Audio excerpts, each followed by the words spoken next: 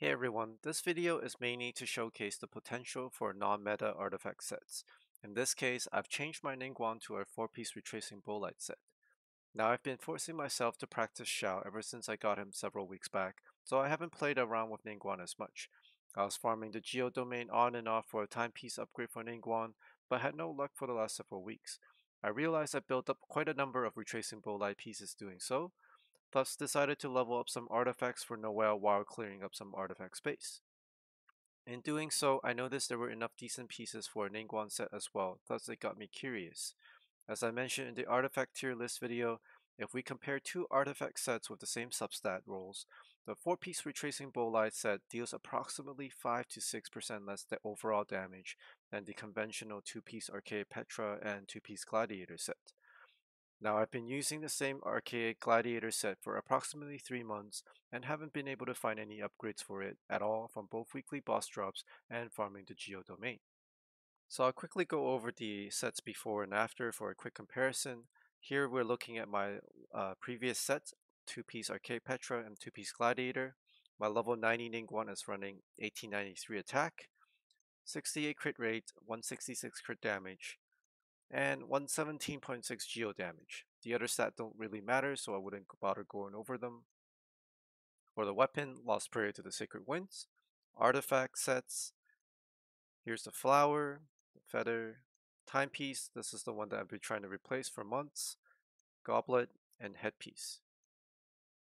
Currently, I'm at C6 constellation, and my talents are at 10, 11, and 12.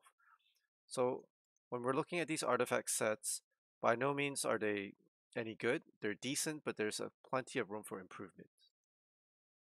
This is my new retracing bolide set, and her new stats becomes 1929 attack, 74 crit rate, 181 crit damage, and 102 geo damage. So in terms of attack, the difference is only like 30, it's not much. In terms of crit rate, we got an extra 5%. Crit damage, I think we got another 15 to 20%.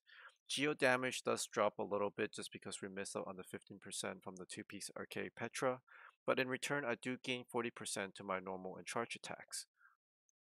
Here are the artifacts, just quickly gonna scroll through them. Here's the flower, the feather, timepiece, goblet, and the headpiece. I put together this quick comparison tool to gauge the percent increase in damage between the two sets and was fairly surprised in the damage differences. In this comparison, I'm looking at a typical rotation for a C6 Ningguang, Jade Screen, Star Shatter, Jade Screen again, and then normal and charge attacks throughout until Jade Screen is up again. The whole rotation takes about 12 seconds, matching the cooldown.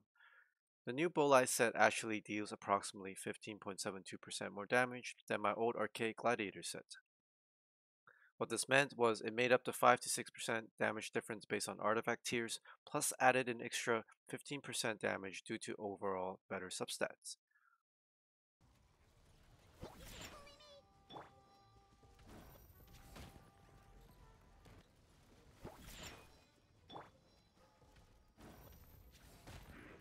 Before I decided to invest heavily into upgrading all the Bolide pieces to plus 20, I actually plugged in the substats while they were plus 16. This Bolide set would have still outperformed my old Archaic Gladiator set, so any offensive substat I gained from going to plus 20 would have been just extra bonuses. There was the Chain Banner ongoing, plus the Lantern Rite free leeway 4-star character event during this time, and I was actually 2 constellations away from C6 Ningguang. For those who are thinking of getting an extra constellation for Ningguang from the current Star Glitter shop, here is a quick recap on the damage increase gained from each constellation. As a refresher, Ningguang gains approximately 10% damage going from C5 to C6.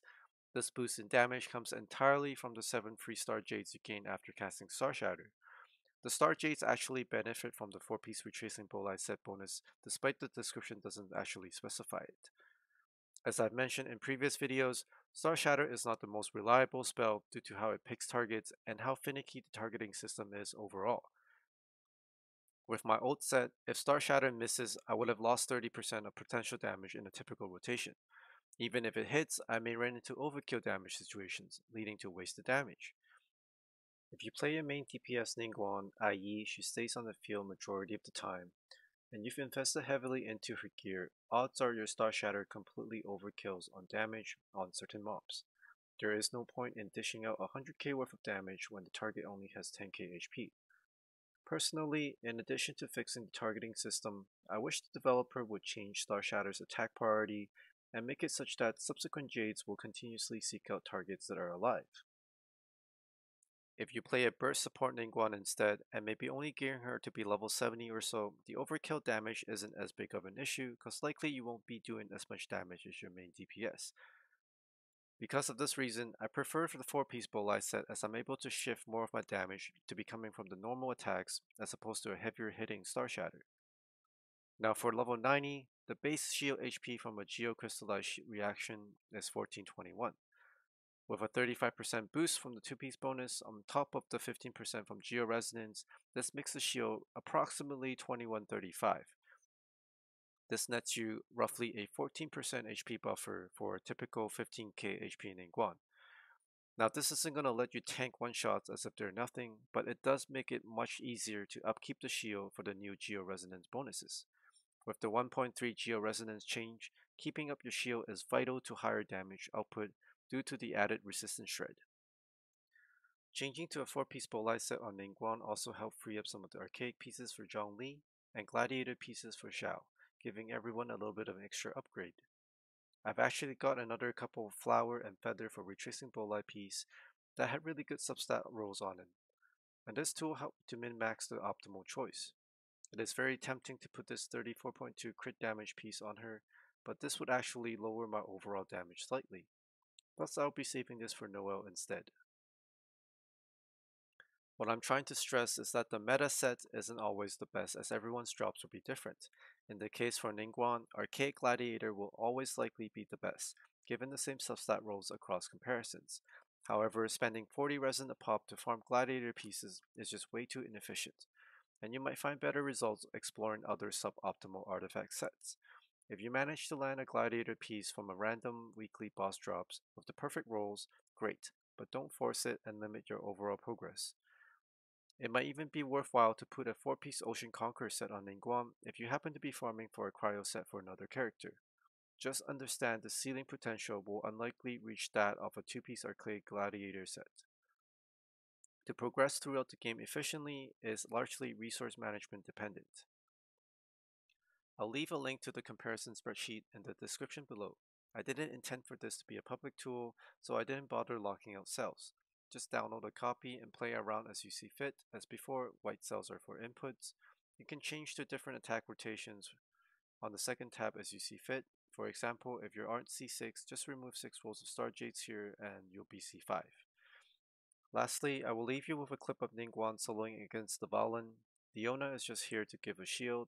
I've already soloed it previously with my old gear set. This time it's just much easier with the new upgrade plus C6. If you've enjoyed the video, please consider dropping a like and subscribe. I'll try to upload more often, but work has been crazy lately. Thanks for watching. Cheers!